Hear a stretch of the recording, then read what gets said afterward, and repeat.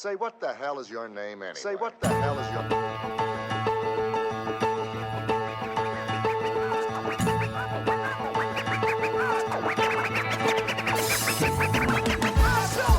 Bonjour à toutes et à tous et bienvenue sur La Colo. Pourquoi ce nom ? Tout simplement parce que faire des découvertes, apprendre, rencontrer des gens d'ici et surtout d'ailleurs, kiffer et se faire de nouveaux amis, c'est l'une des clés du bonheur. Et comme on vous aime énormément, on a créé une colo spécialement pour vous.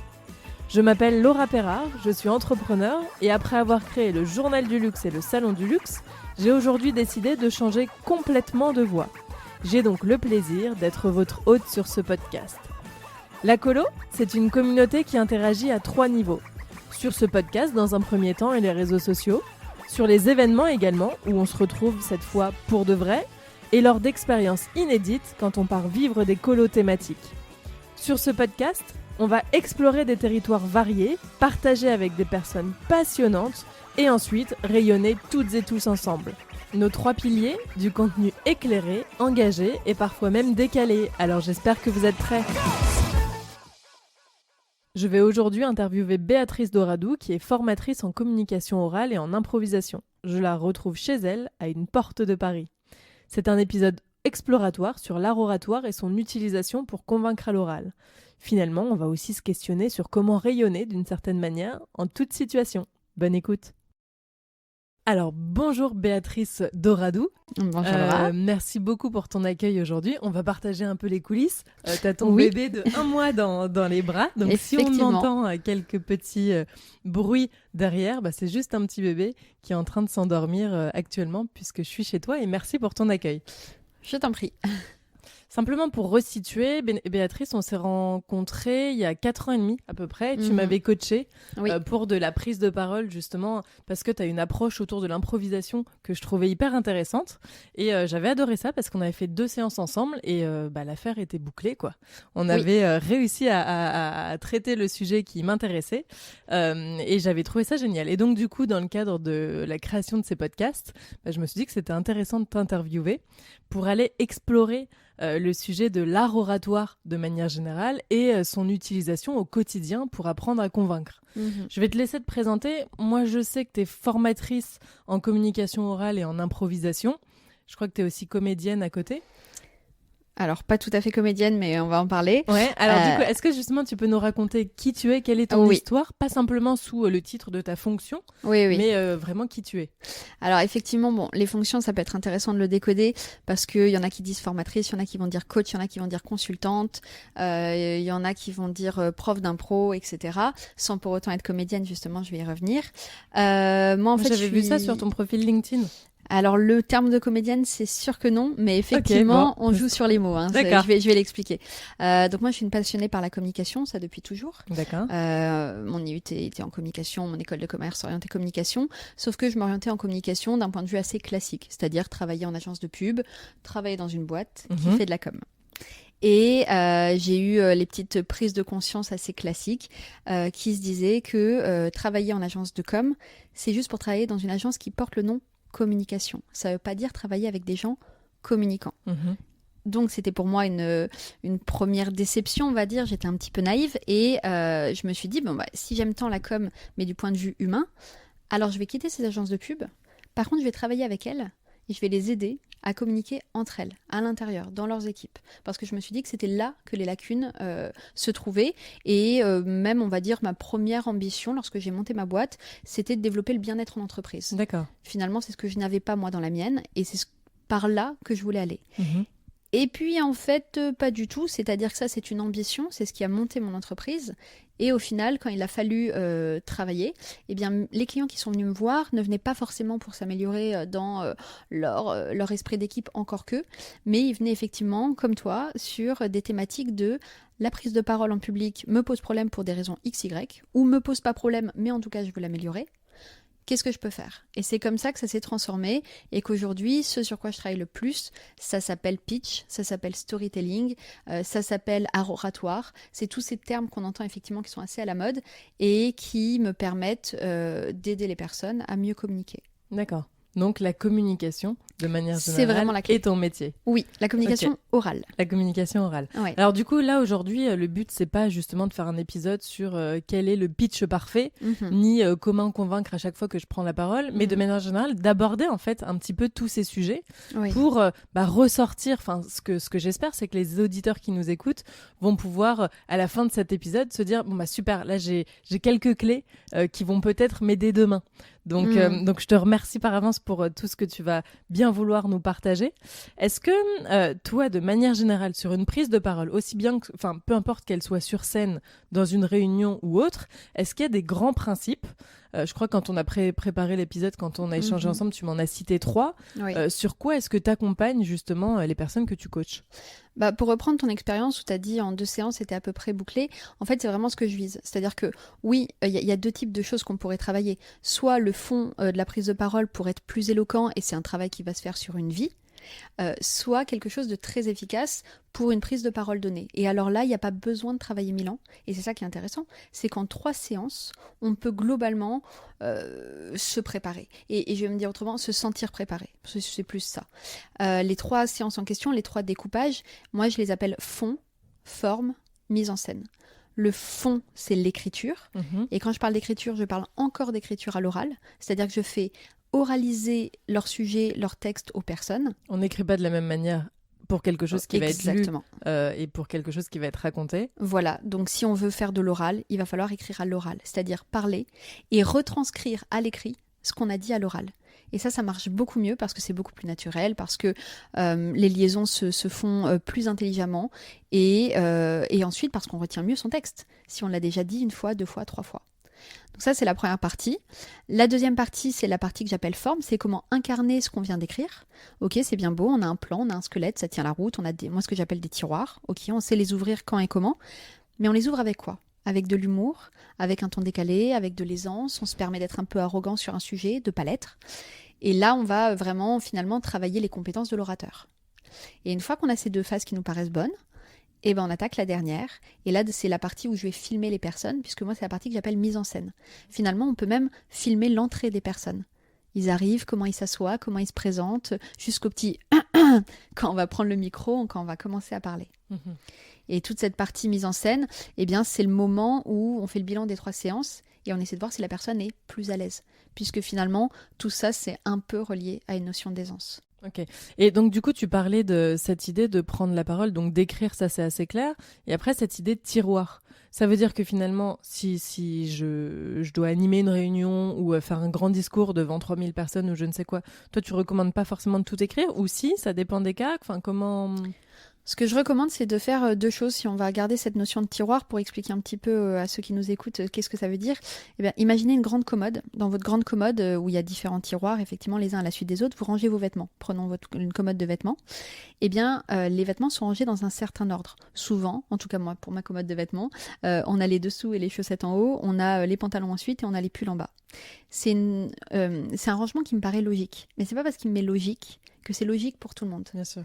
Et ce qui est intéressant avec cette commode, c'est que les habits qui sont dedans, ils sont vraiment dedans. On ne peut pas les inventer. C'est pas, je ne vais pas tirer du chapeau d'autre chose. C'est les habits qui sont dedans. Donc, dans une réunion donnée, quand je vais vouloir parler de ma commode, je vais choisir pour un public donné d'ouvrir certains tiroirs, ceux qui sont intéressants pour ce public.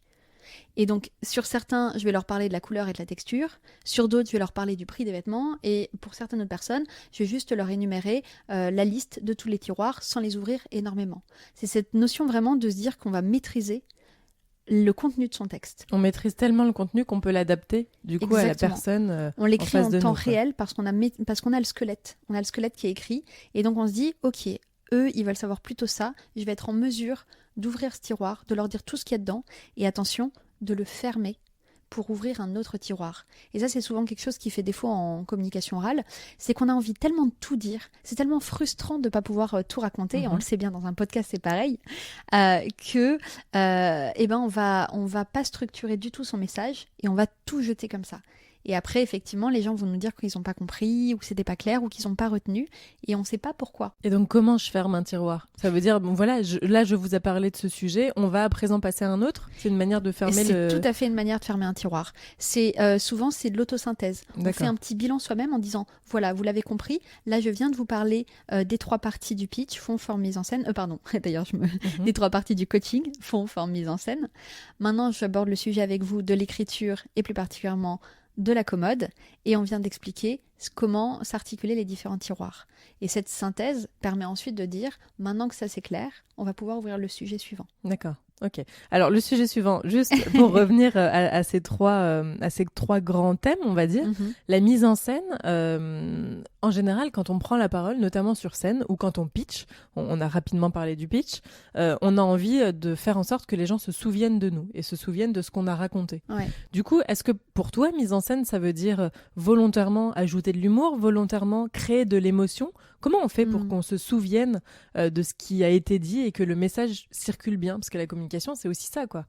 Alors, volontairement rajouter de l'humour, c'est quand même compliqué. Il faut être vraiment un petit comique de base. D'accord. Mais en même temps, si on est un petit comique de base, alors l'humour va se rajouter naturellement. D'accord. En fait, c'est plus tirer la personnalité des personnes. Et c'est pour ça qu'en coaching, je passe du temps à parler avec les gens, à essayer de comprendre un peu leur personnalité et à voir ce qui leur va bien pour qu'ils fassent quelque chose qui sonne juste. Il n'y a pas longtemps, on m'a fait coacher des personnes dont on m'a demandé qu'ils aient un profil un peu plus shark. Je prends exprès ce mot parce que c'est pas ce que je voulais, mais c'est ce que c'est ce que le client m'a dit. Il m'a dit il faudrait que ces deux personnes, pour lever des fonds, aient un profil plus comme ça. Et je me suis dit, c'est dommage, parce qu'elles ont l'air hyper douces, et ça dénote particulièrement. C'est un duo un homme, une femme, et leur douceur, elle gagnait vraiment à être présentée, à être mise sur le devant de la scène. Et donc, j'ai essayé effectivement de les rendre peut-être un peu plus offensifs sur leur marché, sans pour autant diluer leur douceur qui détonnait. Et c'est ça, je trouve, qu'on a retenu de leur profil. Donc, si des personnes qui nous écoutent se disent « moi, je suis plutôt comme ci ou comme ça », je trouve ça intéressant de tirer leurs traits de personnalité et pas forcément de corriger. De le cultiver, quoi, en quelque sorte. Exactement. Je donne souvent des exemples d'orateurs qui, si je les avais en face, je ne sais pas si on prend un Orelsan, par exemple, qui a une voix très nasillarde, qui est très lent, on l'aurait en coaching d'art oratoire. On aurait envie de lui dire, de le secouer. Mais en vrai, il faut surtout pas. C'est son style, c'est sa manière de parler. Et c'est ça qui est génial. À l'inverse, on a une Nicole Ferroni qui parle à 100 à l'heure, avec les mains devant, qui, même à la radio, on entend ses mains devant le micro. On les sent en tout cas. Et c'est pareil, on l'aurait en coaching. On aurait envie de lui faire un coaching sur sa gestuelle. Mais en fait, pas du tout. Parce que c'est ça qui fait son caractère. C'est pour ça qu'elle fait le travail qu'elle fait. Et donc, pour tous ceux qui nous écoutent et qui se disent « moi, j'ai un problème, je bouge trop les mains. Moi, j'ai un problème, j'ai une voix de nasillarde trop lente. » Je viens de vous donner 2 exemples où, clairement, c'est pas un problème. Ok. Ah, c'est rassurant. Enfin, j'aime bien cette idée de cultiver aussi sa singularité et ce qui fait la différence de chacun, quoi. Et du coup, pour revenir à cette idée de créer des émotions, du moins c'est ce que moi on m'a appris à l'école. Pour toi, c'est un sujet qu'il faut écarter. Il faut déjà bien maîtriser le fond, la forme, et le reste se fait naturellement. Qu'est-ce que tu veux dire par créer des émotions ? Je sais pas, rajouter, moi on m'a appris par exemple que c'était important de mettre des silences, de faire en sorte de peut-être accentuer quand on écrit un discours. On m'a appris à écrire comme ça, donc j'accentue quelques mots en gras que je vais venir appuyer, et je vais travailler aussi la tonalité, tu vois. Enfin, tous ces détails-là, est-ce qu'ils sont vraiment importants ? Alors ils le sont, mais effectivement c'est un peu comme si à un comédien, on lui faisait réviser un texte, mais qui n'est pas le texte final. Et qu'on lui disait, c'est pas grave, entraîne-toi là-dessus, et au moins tu seras prêt pour la suite. Et c'est quand même dommage, ça serait pas mal de le faire réviser sur le vrai texte qui va jouer. Donc, il faudrait que les personnes qui pitchent, qui prennent la parole, elles aient quand même un texte qui leur convienne bien.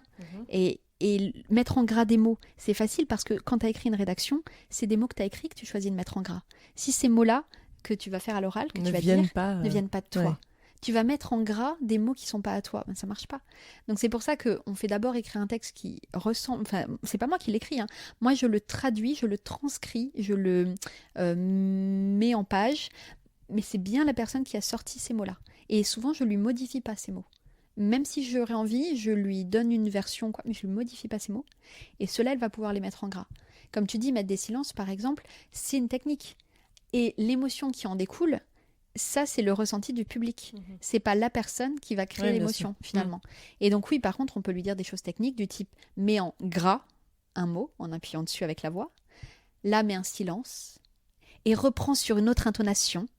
Là, pareil, c'est des techniques. Et donc, en fait, tant qu'on est dans de la technique, eh ben, les personnes, on peut les faire travailler. Et tout naturellement, il y a de l'émotion qui va sortir. D'accord. J'aime bien parce que du coup, tu fais les exercices en même temps, donc ça nous parle.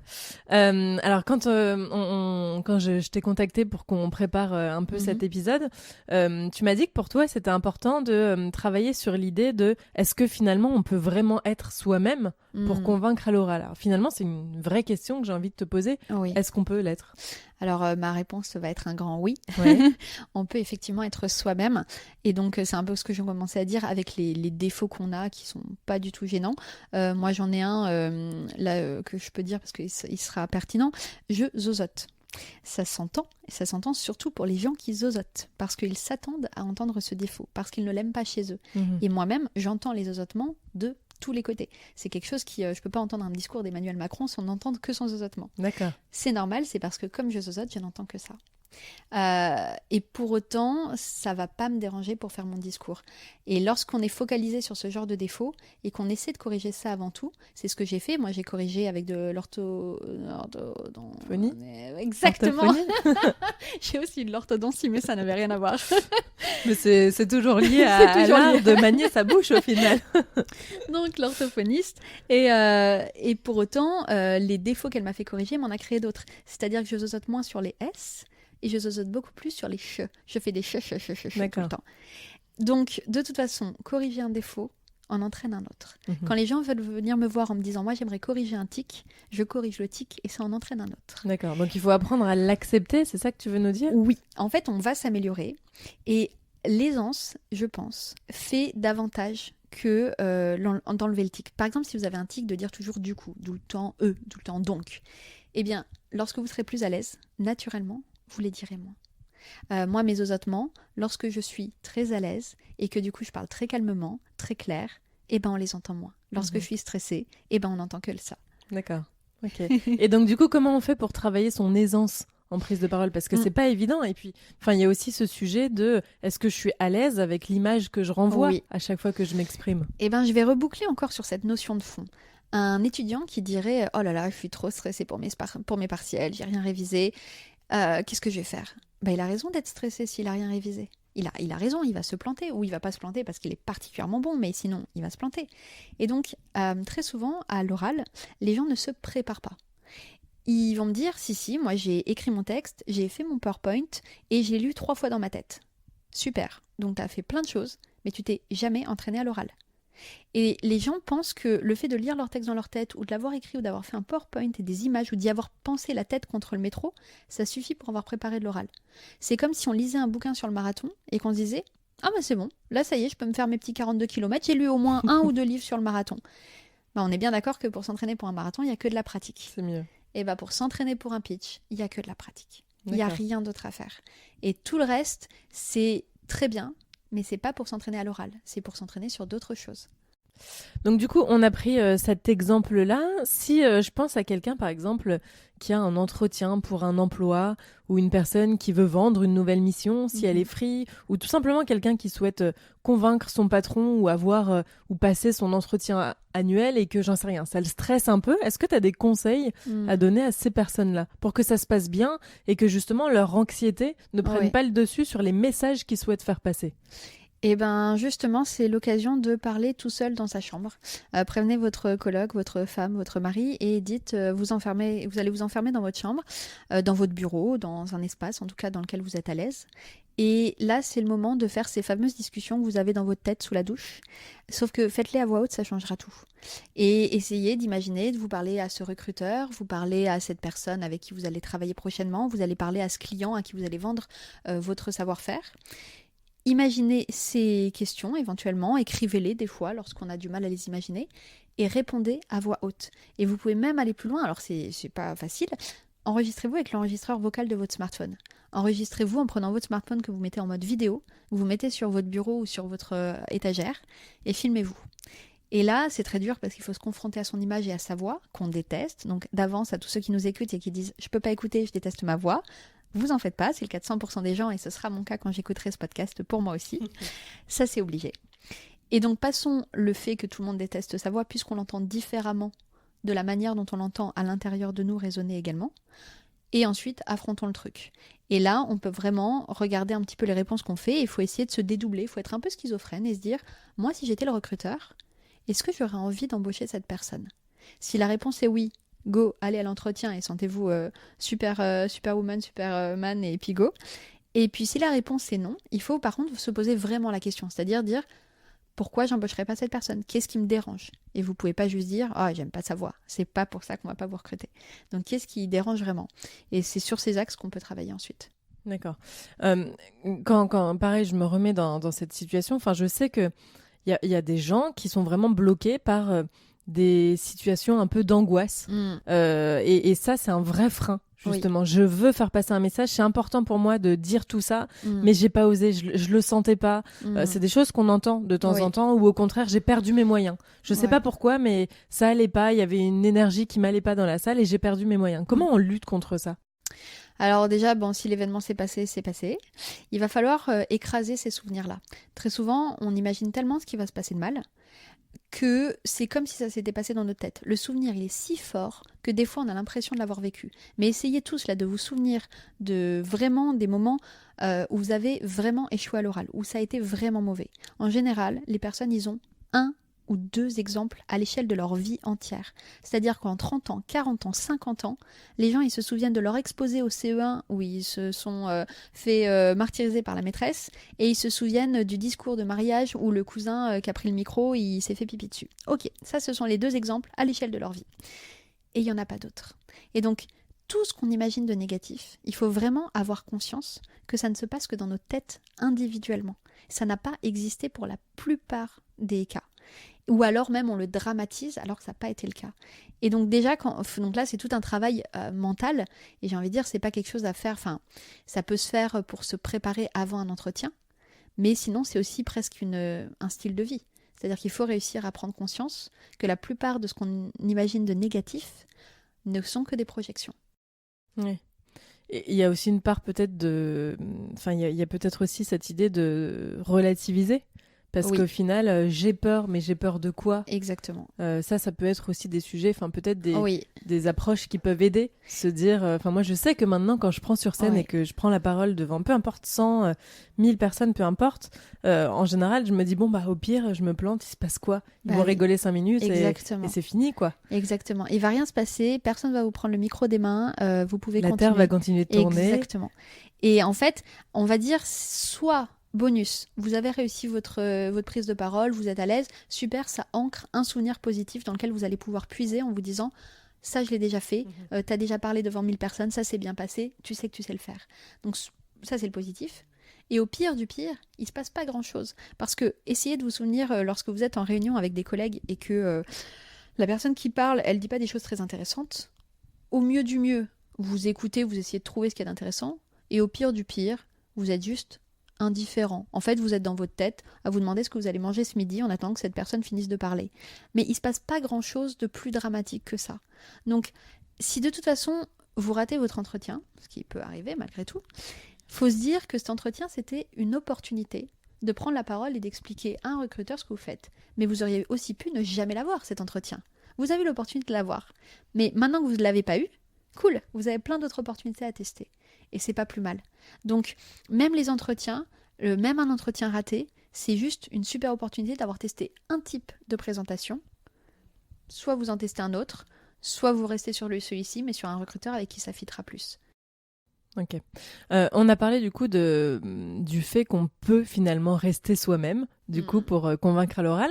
Mais est-ce que tu as des tips pour nous aider à convaincre vraiment ce sujet de conviction, faire passer un message fort, qu'on le comprenne, qu'on l'entende et que derrière ça ait des répercussions qui vont dans le sens désiré? Je réfléchis en même temps. Après, il faut voir ce qu'on entend par convaincre vraiment. C'est-à-dire convaincre à tout prix me paraît pas forcément quelque chose de pertinent. Il y a beaucoup pour moi cette notion de fit. C'est-à-dire qu'on parle à un public en espérant qu'il va être réceptif. On va tout faire pour qu'il le soit. Maintenant, s'il l'est pas, ça peut être aussi simplement dû au sujet. Donc, il y a convaincre à tout prix me paraît pas forcément un bon conseil. On n'est pas dans l'art de la manipulation non plus. Oui, alors en tout cas pas avec moi. Parce qu'on pourrait effectivement. Y tomber, ouais. En fait, oui, il y a des coachs ou formateurs qui pourraient vous aider à vous donner des conseils sur comment convaincre à tout prix. En fait, moi, j'aimerais plutôt qu'on enlève cette idée qui n'est pas forcément pertinente. Par contre, comment réussir à bien convaincre la personne qu'on souhaitait convaincre parce qu'on sait que c'est la bonne et parce qu'on a vu dans l'entretien que c'est la bonne, ça d'accord. C'est plus intéressant. Ouais, ça c'est plus intéressant. L'autre me paraît soit une perte d'énergie, soit... Et si peut-être je n'arrive pas à convaincre une personne que j'aimerais convaincre, c'est peut-être qu'il y a un problème dans notre rapport à l'autre, peut-être qu'on n'est pas au bon endroit, exactement. Et peut-être qu'on ne se comprend pas, point. Oui, je pense que c'est comme un match Tinder. Il faut que ça aille dans les deux sens. Et au moment du rendez-vous, on va tout faire pour s'être bien préparé, pour être joli, pour plaire, pour raconter des bonnes blagues et pour être de bonne humeur. Si ça se fait pas, c'est peut-être que ça devait pas se faire. Et ce sera pas lié à la couleur du nœud qu'on a mis dans les cheveux, ou ce sera pas lié, pour reprendre l'oratoire, à l'argument décisif qu'on aura donné. Il faut pas non plus se faire de nœud dans la tête, ni de se remettre complètement en question. Oui, on ne peut pas plaire à tout le monde. On ne peut pas plaire à tout le monde. Et c'est bien de se le rappeler aussi. Oui, effectivement. Et donc le coup des recruteurs, quand des personnes finalement n'ont pas l'entretien, on travaille un peu avec les notions de la négociation raisonnée, si ça te parle. C'est l'idée en négociation raisonnée, on établit toujours un plan B. Donc, et ensuite, on regarde un petit peu, une fois qu'on n'a pas ce plan A, ce que donne ce plan B. Souvent, en faisant ça avec les gens que je coach pour des entretiens d'embauche, ils se rendent compte que le plan B, c'est-à-dire l'autre entretien, celui qu'ils auront plus tard, est parfois mieux que le plan A. Et ça, c'est justement, ça les fait beaucoup déstresser lorsqu'ils sont ensuite en entretien. Ils disent, au pire du pire, si j'ai pas ça, j'ai l'autre, que j'ai travaillé avec la coach, que je verrai, etc. Et souvent, le plan B est pas plus mal, parce que le plan A est beaucoup de l'ordre du fantasme. D'accord.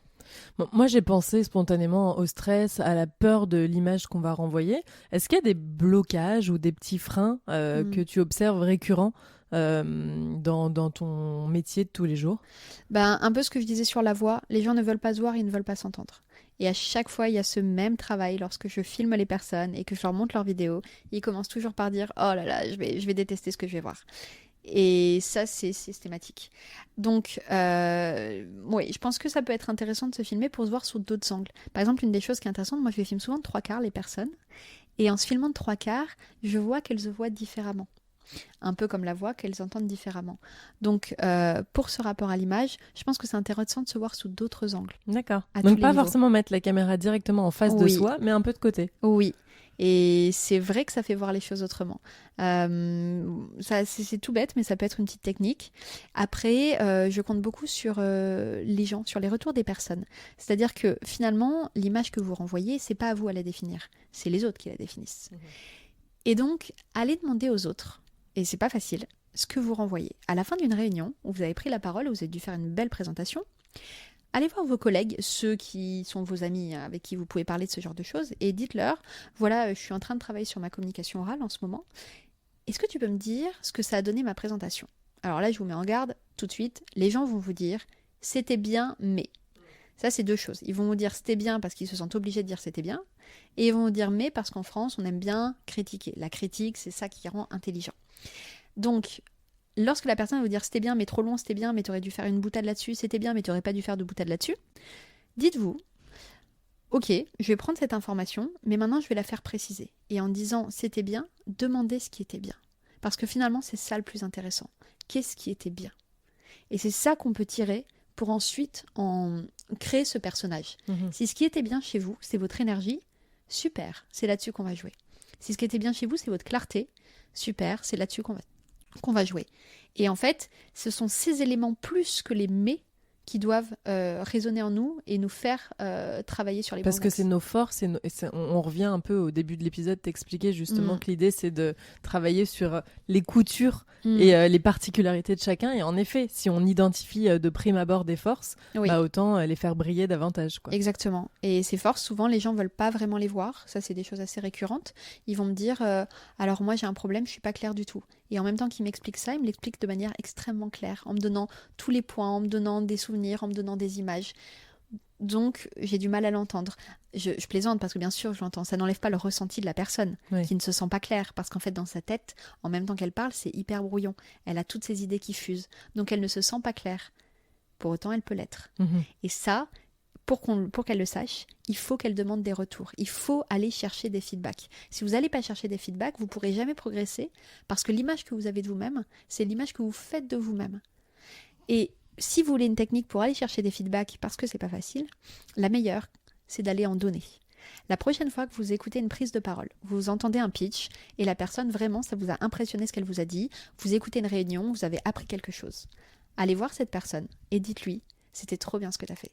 Et à nouveau, pas uniquement c'était bien, dites-lui c'était bien en quoi. Parce que. Voilà, c'était bien parce que. Et une fois que vous allez lui donner ça, cette personne éventuellement se sentira autorisée les fois suivantes à venir vous donner du feedback en échange, parce que vous avez ouvert la porte en disant c'est possible. Je me permets de donner des retours constructifs, n'hésite pas à m'en donner à ton tour. Et en plus, vous ferez la journée de la personne, parce que je peux vous dire qu'elle va rentrer chez elle et qu'elle va dire à son coloc, qu'elle va dire à son ami, qu'elle va dire à sa femme. Et tu sais pas quoi, l'autre jour, il y a Michel, il m'a dit que j'ai trop bien fait ma présentation. Et ça, c'est vrai, ça marque énormément. Ok. C'est bien noté. Est-ce qu'il y a d'autres éléments comme ça ou des blocages que tu observes qu'on peut débloquer facilement Je cherche un peu. Les blocages, après, ils sont beaucoup sur l'écriture. Il y a beaucoup la page blanche. Au fait, je dis quoi et ça, oui, je peux donner un petit conseil. Je parle beaucoup du travail du deuil. En communication, je parle du deuil de tout ce qu'on ne peut pas dire. Parce que finalement, la frustration qu'on ressent, c'est de se dire comment les gens vont comprendre les tenants et les aboutissants de mon projet alors que je leur ai pas tout raconté. Eh bien, vous en faites pas, on les comprend. Et on n'a pas besoin de connaître tout l'historique. Exactement, tout l'historique, tout le passif. Souvent, des fois, c'est des choses que vous dites non pas pour les autres, mais pour vous. J'ai un exemple d'une personne qui fait un peu le même métier que moi, elle travaille aussi sur la communication orale, et cette personne était anciennement avocate. Et je me souviens, elle s'est lancée à peu près en même temps que moi. Lorsqu'elle se présentait, elle disait toujours « je suis avocate » ou « j'ai été avocate et aujourd'hui je fais de la communication orale ». Parce que pour elle, et elle a raison, avocat ça a quand même un lien avec l'art oratoire. Oui, tout à fait. Donc elle se disait, ça donne une image de moi crédible, une image de moi professionnelle, ancrée. Ça m'aide à gagner en légitimité. Exactement, ça m'aide à gagner en légitimité. Eh bien, quand je l'écoutais parler, ça me faisait doucement sourire et je me disais, j'ai hâte d'entendre le moment où elle ne se présentera plus comme ça. Et il est venu ce moment. Aujourd'hui, elle dit plus ça. Elle n'a plus besoin de le dire parce que sa légitimité personnelle, elle est là. Et en fait, elle est tellement évidente, c'est tellement évident pour elle qu'elle fait ce métier, qu'elle est dans la communication orale, qu'elle n'a plus besoin de justifier. Au fait, j'avais un vrai métier avant. J'étais avocate, je ne sors pas de nulle part.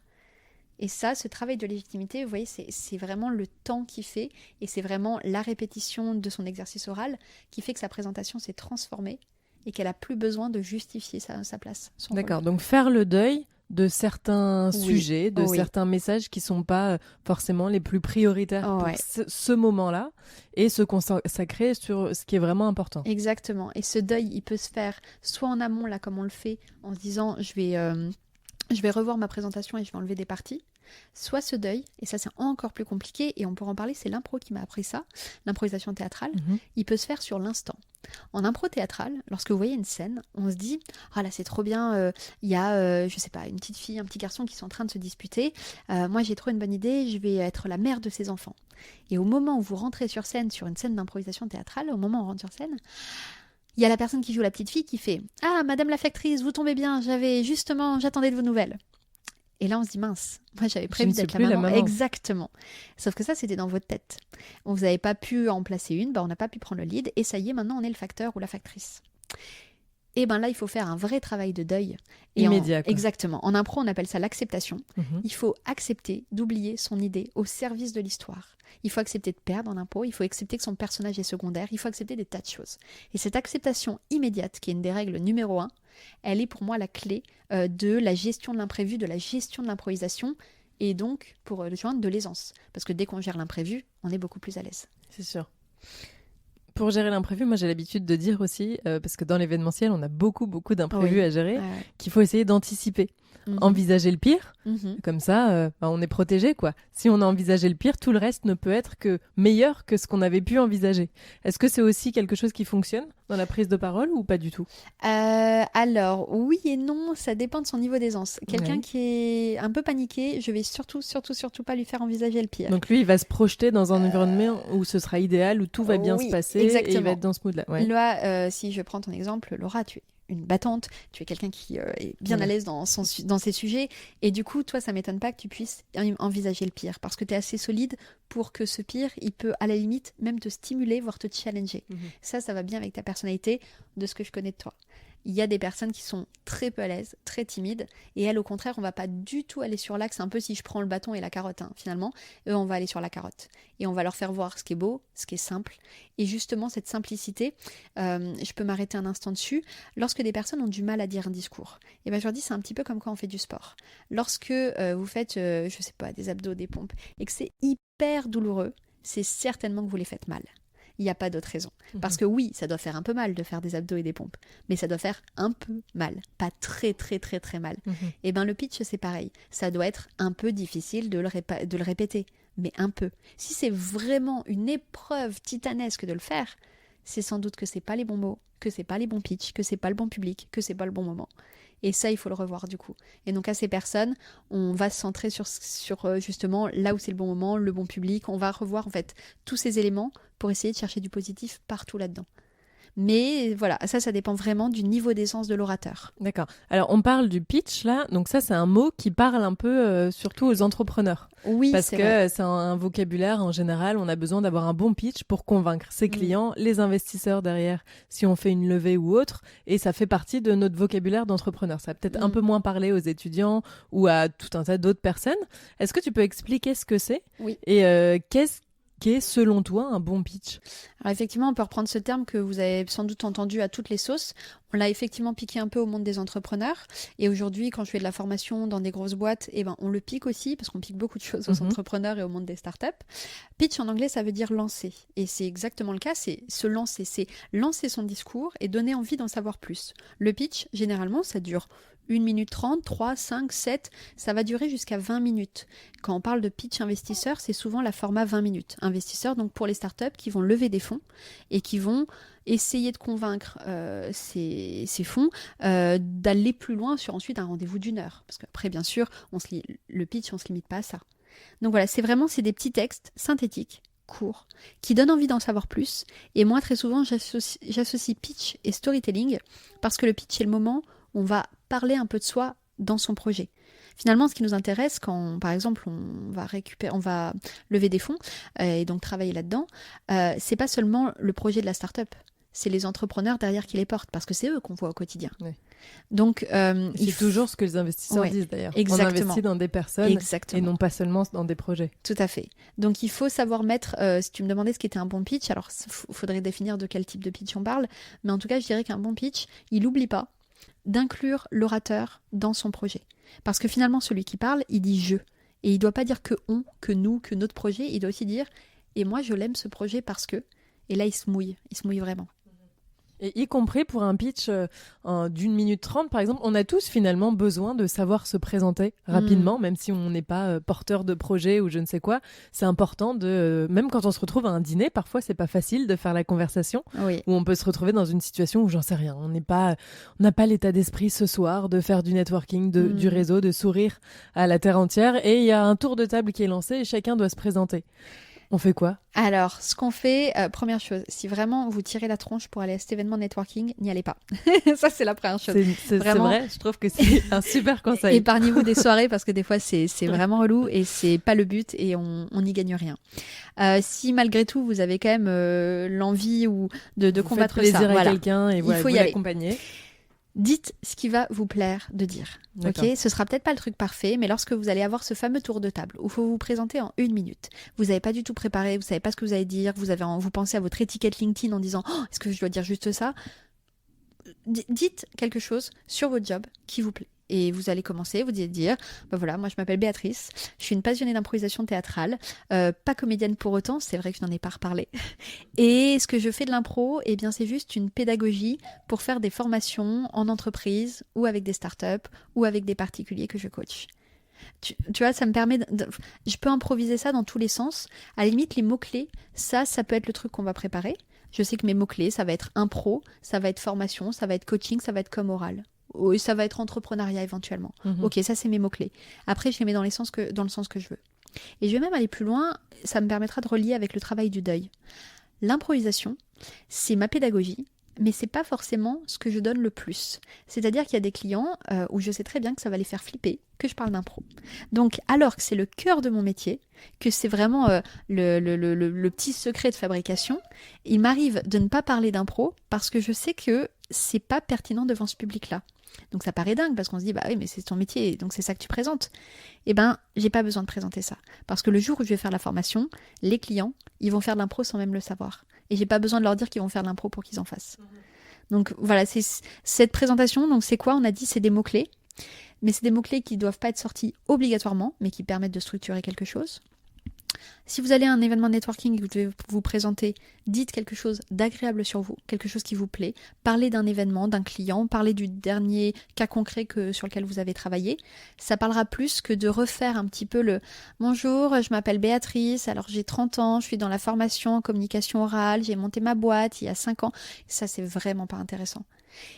Et ensuite, si c'est un peu trop long, un peu trop court, un peu trop perso, ma foi, c'est ce qui fera qu'on vous retient. C'est noté. Alors merci pour tous ces partages, quoi, tous ces éléments qui font ton métier, ton quotidien, que tu as accepté de partager aujourd'hui. Les 3 piliers de la colo, je le rappelle, c'est explorer, partager, rayonner. Est-ce qu'il y a autre chose que tu as envie de partager à cette occasion, soit lié au fait que tu n'es pas comédienne, soit au contraire lié à l'improvisation théâtrale qui en effet nourrit ton activité et peut tous nous nourrir, parce qu'en fait c'est hyper intéressant cet art-là, ou je fais ce que tu veux en fait. Je vais faire un petit mix de tout ça, comme ça répondra en fait à ce qu'on disait au début, pourquoi je suis pas comédienne. Moi j'ai pas spécialement d'appétence pour la comédie, j'aime le théâtre, mais comme n'importe qui globalement, et ce que je trouve génial et que je mets souvent en avant, c'est que je suis une piètre improvisatrice. Je suis pas vraiment très bonne et ça m'empêche pas de m'éclater. C'est-à-dire que j'adore être sur scène, j'adore faire de l'impro, j'adore le théâtre. Et pour autant, quand je suis sur scène, très clairement, c'est pas moi qui brille le plus et de très loin. Et ça, c'est peut-être ce que j'ai envie de donner en dernier conseil, c'est de dire, vous n'avez pas besoin d'être le meilleur orateur du monde pour prendre votre pied à faire votre pitch. J'adore faire des discours de mariage, j'adore faire des discours de pitch, j'adore faire... Tous les types de discours qu'on me demande de travailler sont hyper drôles. J'adore m'entraîner dessus, j'adore le faire moi-même quand on me demande d'être maître de cérémonie, d'être animatrice. Donc, je prends un pied pas possible à faire tout ça, sans pour autant avoir le complexe de la perfection ou me dire parce que je suis formatrice, je devrais être parfaite dans mon domaine. Je pense que quelqu'un qui aurait alors je suis pas sûre qu'il y ait des prix Nobel en mathématiques. Il y a des prix Nobel en mathématiques ? Il me semble. Prenons quelqu'un qui aurait un prix Nobel de mathématiques. Je pense pas qu'elle serait la plus pertinente pour enseigner les mathématiques au collège. Ça veut pas dire que j'enseigne à des collégiens, mais en tout cas dans les ambitions que je me donne, j'aurais pas besoin à nouveau de cette légitimité en disant mais moi je suis comédienne, j'ai joué dans telle pièce, j'ai fait ceci, j'ai fait cela, pour forcément rayonner dans ce que je fais. Et en général, mon aisance à l'oral et mon plaisir à partager mes histoires, elle se ressent d'elle-même et ça suffit. Donc concrètement, pour conclure, moi je comprends qu'il faut finalement apprendre à aimer ça pour le faire bien. Exactement. Moi, c'est vrai que, on s'était rencontrés il y a 4 ans et demi, donc depuis, j'ai fait un peu de chemin. Oui, je le vois. Et j'ai beaucoup appris à aimer ça. Et maintenant, je m'éclate quand je monte sur scène et je me pose même plus la question. Et en fait, oui, en effet, peut-être que je le fais pas à la perfection, mais c'est pas grave. Ouais. En tout cas, tous ces messages, ces conseils m'ont beaucoup aidé. Je me remets encore une fois à la place de quelqu'un qui, pour l'instant, n'aime pas ça du tout et qui doit se forcer à chaque fois. On lui conseille quoi ? Il faut absolument qu'il essaye une discipline long terme orale. Ça peut être, il va s'inscrire à de la chorale, il va faire du slam, il va faire de la poésie, il va faire donc du théâtre, de l'impro, n'importe. Mais il faut qu'il trouve une discipline sur laquelle il va s'entraîner à l'oral et sur laquelle il va s'entraîner longtemps. Parce que c'est vrai que des fois, des gens viennent me voir en coaching, alors comme toi, mais toi, il y avait déjà un gros travail qui était déjà bien fait. Il fallait juste perfectionner un petit point. Ok. Mais les personnes qui veulent travailler du fond, et ben là, moi je donne des cours d'impro justement avec d'autres profs pour les particuliers. Et eux, c'est des cours qu'ils ont sur 1 an, 2 ans. Et là, ça y est, on voit une amélioration. Mais on ne pourra pas espérer... C'est un entraînement. Quoi. Oui, et ce ne sera pas en 3 séances. Les 3 séances, c'est pour préparer une prise de parole, un entretien d'embauche. Par contre, si on veut devenir un orateur différent, alors là, oui, là, inscrivez-vous à la discipline qui vous intéresse. Testez-en plein. D'accord, ceux qui nous écoutent à Paris, vous avez la chance de pouvoir tester plein de choses. Et à un moment, il faut s'éclater dans une discipline. Et moi, quand j'ai eu ce coup de cœur pour l'impro et que je me suis marrée, que j'ai découvert des gens pas croyables et des astuces dingues pour m'améliorer en communication orale, j'ai pris un pied pas possible. Et là, je me suis dit, c'est ça qu'il faut que je transmette. C'est le plaisir de la prise de parole. Et pour rebondir sur la thématique qui était donc peut-on être soi-même et convaincre, eh ben, quand vous prendrez du plaisir, vous serez vous-même naturellement. Et lorsque vous serez vous-même, vous convaincrez les gens que vous devez convaincre. Ok, et ben merci Béatrice pour tout ça. Je vois ta petite fille qui est en train de s'endormir calmement entre tes jambes actuellement. Merci pour ton accueil aussi chez toi et d'avoir partagé avec autant de dynamisme seulement 1 mois après avoir donné la vie. Donc merci pour tout ça. Merci beaucoup Laura. Cet épisode vous a plu ? C'est donc le moment de le partager avec vos amis et contacts pour qu'ils puissent eux aussi en profiter. N'hésitez pas à écrire directement à nos invités s'ils vous ont inspiré, ça leur fait toujours plaisir. Je vous invite à présent à vous abonner au podcast de la Colo et laisser un avis si vous avez apprécié l'épisode, 5 étoiles sur Apple Podcast et ou iTunes, ça nous aidera à nous faire connaître. Merci. Vous souhaitez en savoir plus sur la Colo, recevoir des invitations exclusives et suivre cette belle aventure, rendez-vous sur lacolo.fr et inscrivez-vous à la newsletter. Nous sommes également sur Instagram sous le nom lacolo avec un K, _ officiel. Alors je vous propose qu'on s'y retrouve. N'hésitez pas à me poser des questions via les réseaux sociaux ou directement par email à travers le site de la Colo. Nous sommes en ce moment en plein lancement, donc partant pour une multitude de partenariats. N'hésitez pas. À bientôt et d'ici là, intéressez-vous à tout, intéressez-vous à vous en premier lieu. Je vous dis à très vite pour explorer, partager et rayonner ensemble. Merci.